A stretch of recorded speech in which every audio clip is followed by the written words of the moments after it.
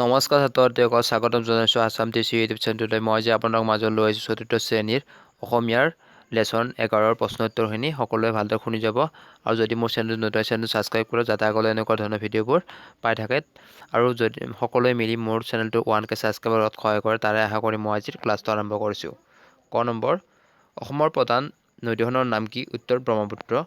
খ, এই নদীখনক নদ বুলি কোৱাৰ কাৰণ কি? পুৰণি আখ্যান মতে ব্ৰহ্মপুত্ৰ ব্ৰহ্মাৰ পুত্ৰ হোৱাৰ বাবে এই নদীক নদ বুলিও কোৱা হয়। গ নম্বৰ, ব্ৰহ্মপুত্ৰ নদীখন ক'ৰ পৰা ওলাইছে? উত্তৰ ব্ৰহ্মপুত্ৰ হিমালয় পৰ্বতৰ মানস সৰোবৰৰ পৰা ওলাইছে। খ নম্বৰ, অসমত ব্ৰহ্মপুত্ৰ নদীক আমি আন কি নামেৰে জানো?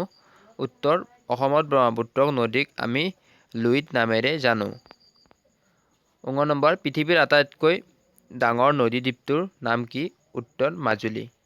ব্ৰহ্মপুত্ৰ নদীত ব্ৰহ্মপুত্ৰ নদীত প্ৰচুৰ পৰিমাণে কি পোৱা যায়? উত্তৰ, ব্ৰহ্মপুত্ৰ নদীত প্ৰচুৰ পৰিমাণে মাছ, কাছ, শিহু আদি পোৱা যায়।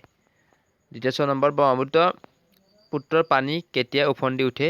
উত্তৰ, বাৰিষা কালত হোৱা ধাৰাসাৰ বৰষুণৰ ফলত ব্ৰহ্মপুত্ৰৰ পানী উফন্দি উঠে। উত্তৰ লিখা।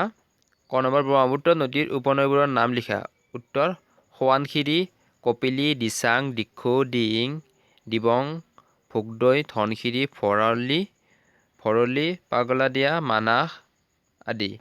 খ নম্বৰ, ব্ৰহ্মপুত্ৰ নদীৰ পাৰত গঢ়ি উঠা তিনিখন নগৰৰ নাম লিখা। উত্তৰ, গুৱাহাটী, তেজপুৰ, ডিব্ৰুগড়। গ নম্বৰ, ব্ৰহ্মপুত্ৰ নদীৰ ওপৰত থকা দলং তিনিখনৰ নাম লিখা। উত্তৰ, শৰাইঘাটৰ দলং, কলীয়া ভোমোৰাৰ দলং আৰু নৰনাৰায়ণৰ সেতু। ব্ৰহ্মপুত্ৰক কেন্দ্ৰ কৰি আমাৰ সভ্যতাৰ সংস্কৃতি কেনেকৈ গঢ় লৈ উঠিছে লিখা। ব্ৰহ্মপুত্ৰক কেন্দ্ৰ কৰি আমাৰ সভ্যতা সংস্কৃতি গঢ় লৈ উঠিছে। পৃথিৱীৰ আটাইতকৈ ডাঙৰ নদীদ্বীপ মাজুলী ব্ৰহ্মপুত্ৰত সৃষ্টি। মাজুলী হ'ল সত্ৰীয়া সংস্কৃতিৰ কেন্দ্ৰস্থল। শিল্পীৰ কণ্ঠত ব্ৰহ্মপুত্ৰৰ মাহাত্ম্য এনেদৰে ফুটি উঠিছে। মহাবাহু ব্ৰহ্মপুত্ৰ মহামিলনৰ তীৰ্থ, কত যুগ ধৰি আহিছে প্ৰকাশী। সমন্বয়ৰ অৰ্থ।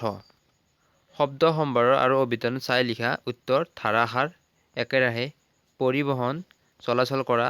নদীমাতৃক নৈৰ পানীৰ দৰাৰ উৰ্বৰা বা সাৰুৱা হোৱা। সভ্যতা উপত্যকা। সংস্কৃত এক ভাষা, জীৱিকা বৃত্তি অন্যতম বহুতৰ ভিতৰত বিশেষ এজন বা এটা। উফন্দি, ফুলি। যুক্তাক্ষৰবোৰে একোটা শব্দ লিখা।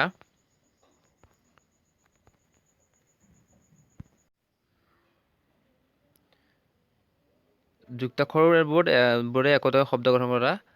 নৈধন্ধ, সন্ধালন, সপুষ্প, পুষ্প, সপুষ্প, নিষ্প্ৰাণ, কক্ষ্ৰ, নিষ্কাশন। নৈতন্ত, মন্ত্ৰ,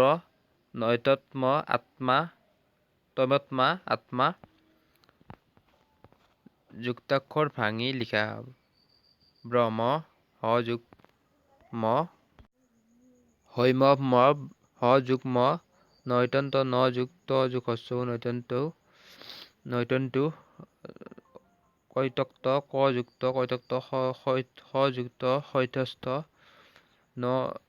ন যোগ ত যোগ ৰ, নৈতন্ত্ৰ, স যোগ ক যোগ ৰি, সস্কৃ। ব্ৰহ্মপুত্ৰ নদীৰ বিভিন্ন ঠাইৰ মাজেৰে বৈ আহোঁতে বিভিন্ন নাম লৈছে। ইয়াৰ নামসমূহ কি? উত্তৰ, লুইত, লোহিত, চাংপুং, চিৰাং, দিহাং, যমুনা, হুগলী আৰু পদ্মা। আজি ক্লাছত ইমানখিনি আছিল। সকলোৱে ভালদৰে পঢ়িব তাৰে আশা কৰি মই আজি ক্লাছটো ইমানতে সমাপ্ত কৰিছোঁ। নমস্কাৰ।